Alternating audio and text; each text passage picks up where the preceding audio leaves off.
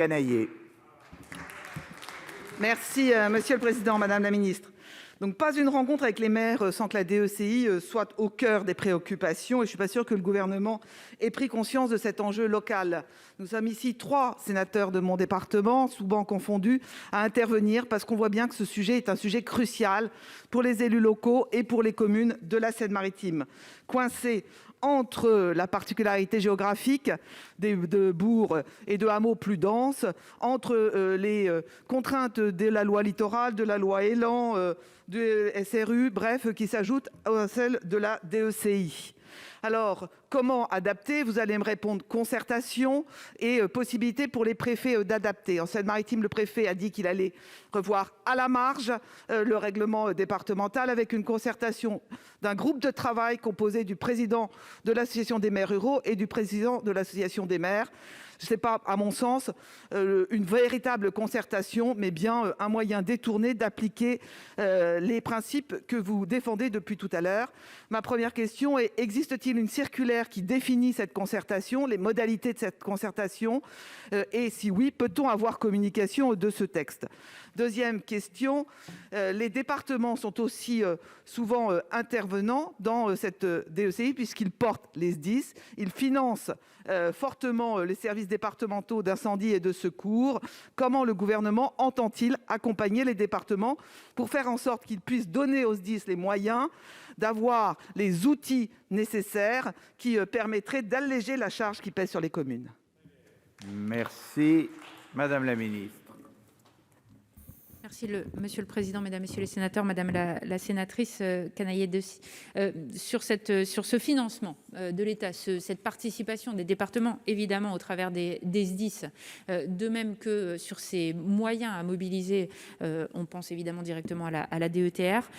Nous avons, dans cet engagement, à retrouver des moyens adaptés et à l'équilibre entre l'existant, ce dont disposent les SDIS en termes d'équipement et les moyens à disposition pour compléter ces dispositifs.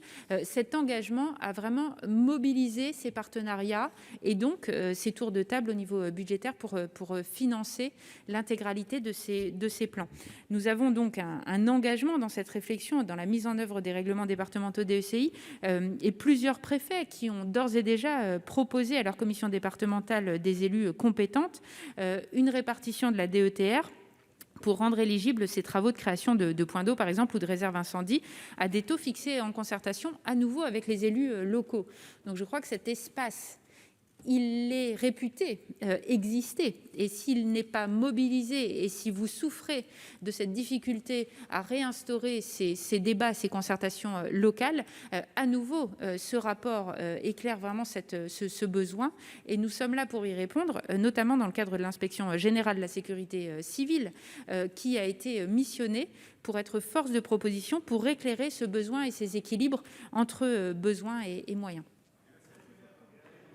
Combien il lui reste? Il sera évidemment rappelé au préfet. Nous le faisons évidemment au travers de ma voix dans cet hémicycle aujourd'hui, mais il sera rappelé au préfet cette nécessité de rouvrir ces dialogues partout où les élus le jugeront nécessaire.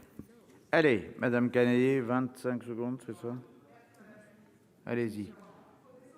Circulaire pour connaître précisément ce que vous imposez comme contrainte sur cette concertation pour voir comment elle s'applique. Mes collègues et moi, nous pouvons vous transmettre toutes nos interventions depuis 2017 auprès du préfet pour faire évoluer cette réglementation départementale d'incendie et de secours qui aujourd'hui reste dans une politique des petits pas puisqu'on avance toujours avec une lenteur extrême dans une vision très descendante. Quant à la DETR, en Seine-Maritime, c'est 20% de financement, certes dans une commission, mais si vous connaissez le fonctionnement des commissions DETR, les élus sont peu entendus et c'est l'État qui, une fois de plus, décide. C'est fini.